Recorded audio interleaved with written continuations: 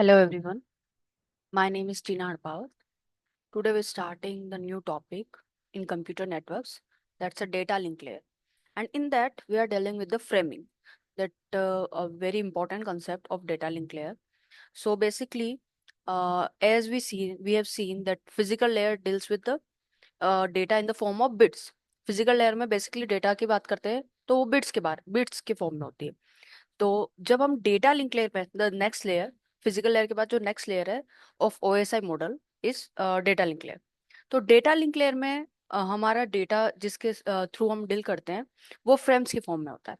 तो data link layer क्या काम करती है, डेटा को फिजिकल लेयर से लेती है और नेटवर्क लेयर को प्रोवाइड करती है, right.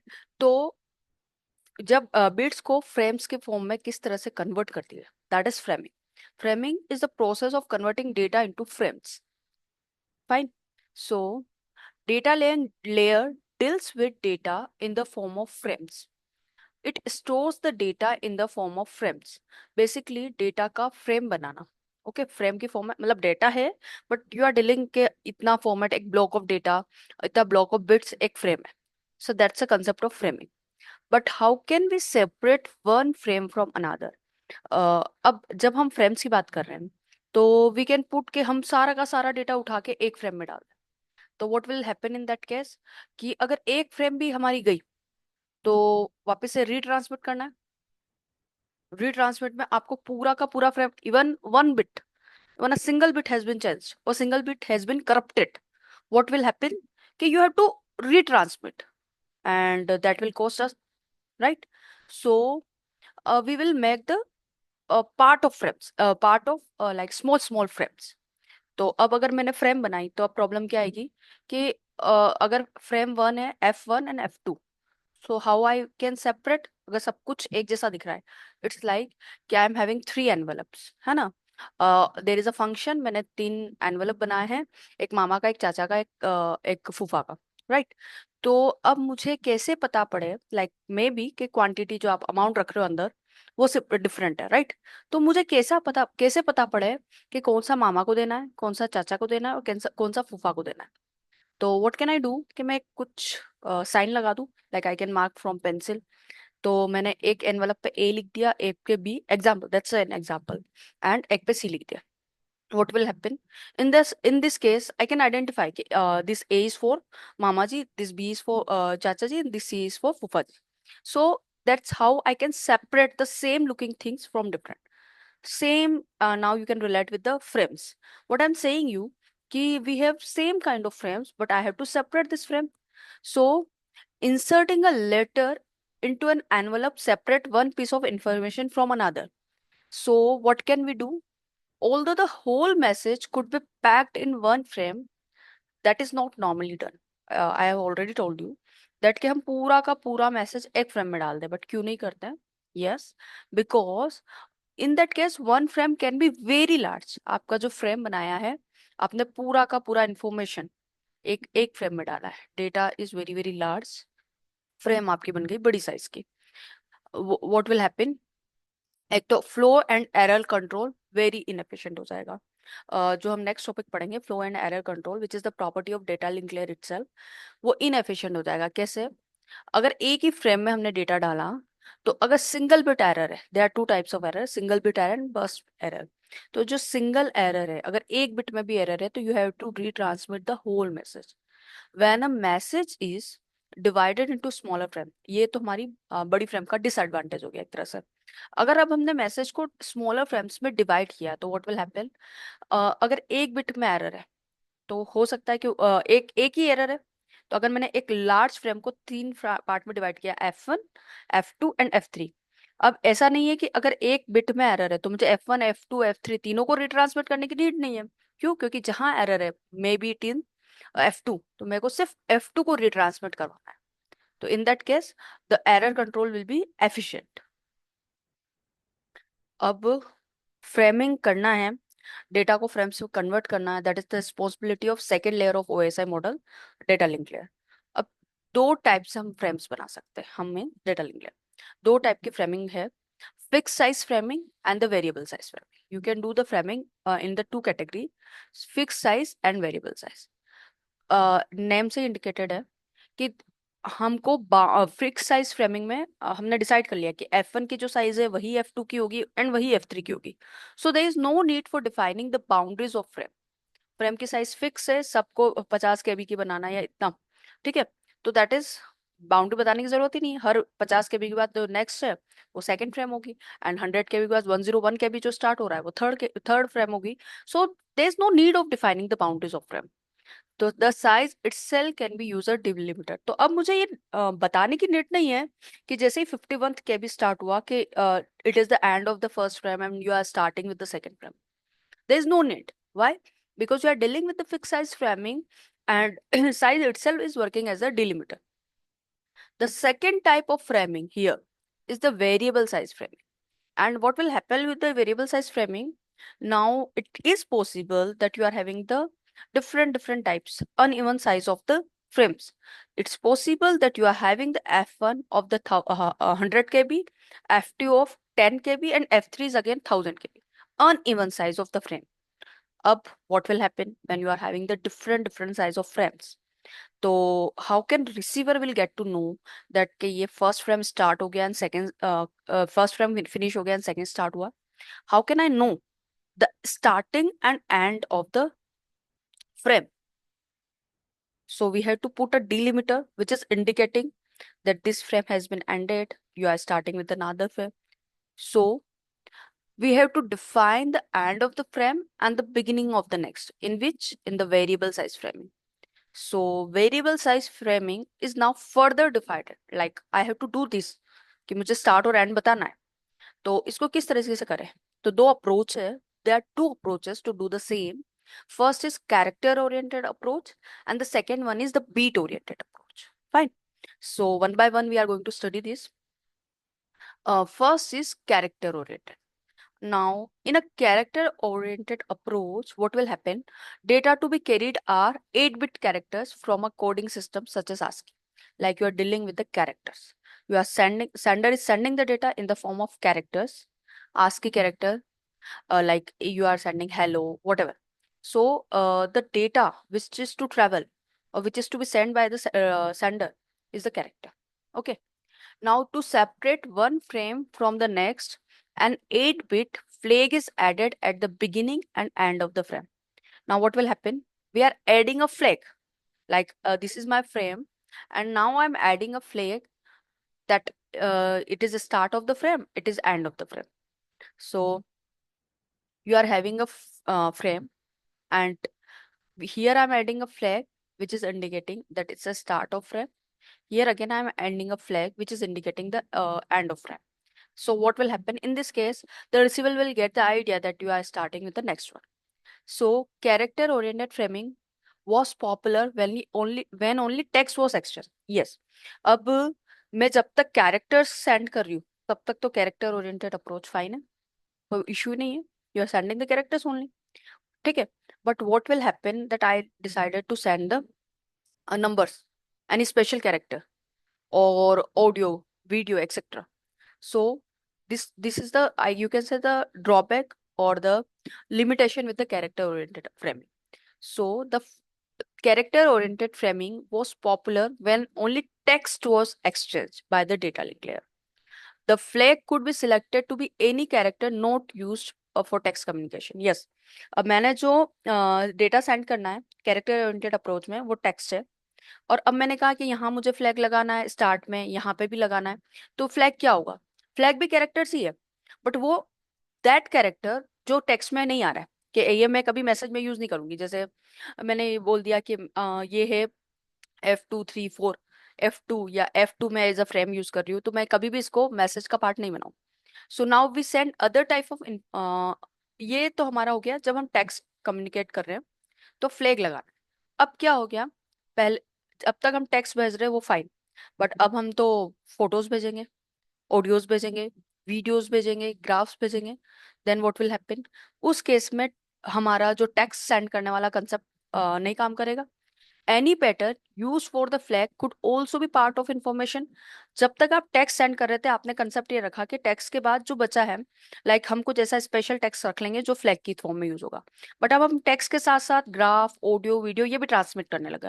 And now when you are sending this information, it is quite possible कि जो आपने फ्लैग बनाया है that is the part of your this information, graph, audio, video. what will happen in that case? Receiver will get confuse, और जैसे ही वो उस स्पेशल कैरेक्टर को एनकाउंटर करेगा, although that is the part of your data part, right, but it will consider, the receiver will consider that to be a flag. वो क्या समझेगा? फ्लैग, आपका फ्रेम खत्म हो गया, मिड ऑफ द फ्रेम में ही आपको क्या लगेगा, सॉरी रिसीवर को क्या लगेगा कि that frame has been finished.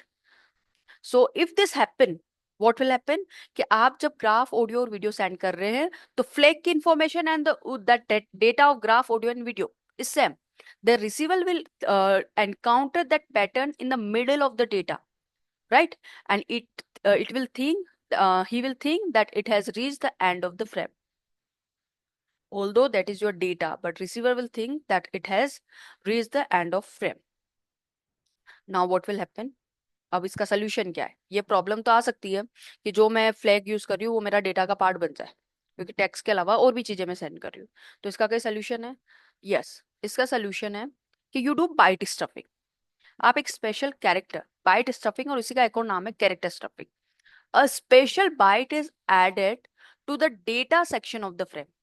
When you are sending a data in the frame, एक स्पेशल कैरेक्टर लगाओ। जब, कब लगाना है वो स्पेशल कैरेक्टर्स, कब स्टफ करना है डेटा पार्ट में? जब आपके डेटा में ऐसा कोई कैरेक्टर है जो आप ट्रांसमिट कर रहे हो वो फ्लैग भी है। A special byte is added to the data section of the frame when there is a character with the same pattern as the flag. Flag का जो पैटर्न है वो सेम पैटर्न आपके डेटा पार्ट में भी आ रहा है। फॉर एग्जाम्पल मैंने लिखा HI, ठीक है, और मैंने उसको एज अ फ्लैग बनाया, और I am sending the data, और HI मेरे डेटा पार्ट में भी अकर हो रहा है। तो अब इसका सोल्यूशन ये है कि इसके पहले आप एक स्पेशल कैरेक्टर अपेंड कर दो, और वो कैरेक्टर क्या बताएगा आपको, स्पेशल बाइट क्या बताएगा? The data section is stuffed with extra byte, और यूजुअली वो होता है एस्केप कैरेक्टर। हम क्या स्टफ करते हैं? ESC, escape character. Whenever the receiver encounter the SESC, escape character, in the data part, it removes it from the data section. वो उसको एज अ डेटा ट्रीट नहीं करेगा, वो क्या करेगा? जस्ट उसको हटा देगा, रिमूव करेगा, अनस्टफ करेगा, and treats the next character as data, not a flag. क्या हुआ? प्रॉब्लम क्या आ रही थी कि मेरा जो डेटा पार्ट है उसमें ऐसा स्पेशल कैरेक्टर है जो फ्लैग का पार्ट है। अब रिसीवर जब रिसीव करेगा तो उसको क्या लगेगा, जब वो डेटा पार्ट रीड कर रहा है और फ्लैग आ गया, फ्लैग का डेटा आ गया एक्चुअली, जो एक्चुअल में है डेटा, बट वो फ्लैग से मैच हो रहा है, तो रिसीवर को लगेगा कि एंड ऑफ फ्रेम हो गया। बट हमने क्या किया, इस प्रॉब्लम को दूर करने के लिए उसके आगे एक स्पेशल बाइट लगाया, दैट इज एस्केप कैरेक्टर। अब जब रिसीवर को एस्केप कैरेक्टर मिलेगा जब अनस्टफिंग करेगा, तो उसको पता पड़ जाएगा कि ये जस्ट हमको इंडिकेट करने के लिए दिया गया है कि जो नेक्स्ट डेटा है, नेक्स्ट कैरेक्टर है, वो मेरा डेटा है, नहीं कि फ्लैग। तो जस्ट अनस्टफ करके एस्केप कैरेक्टर को हटाएगा और जो नेक्स्ट बाइट है उसको रीड करेगा एज अ डेटा।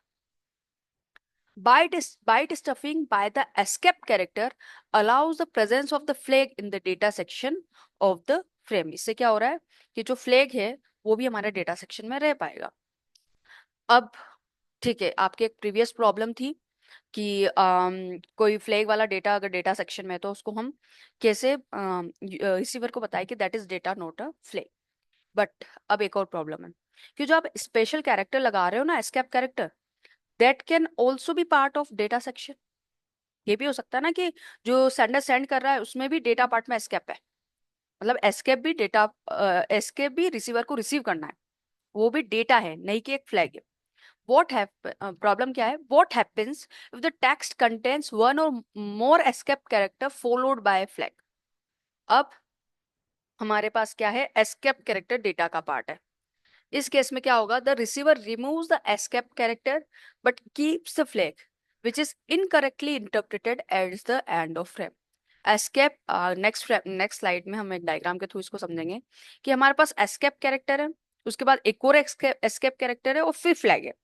तो अभी तक हमने क्या कंसेप्ट समझा कि एस्केप कैरेक्टर आता है, उसको अनस्टफ करना है, जो next what ever that is your data.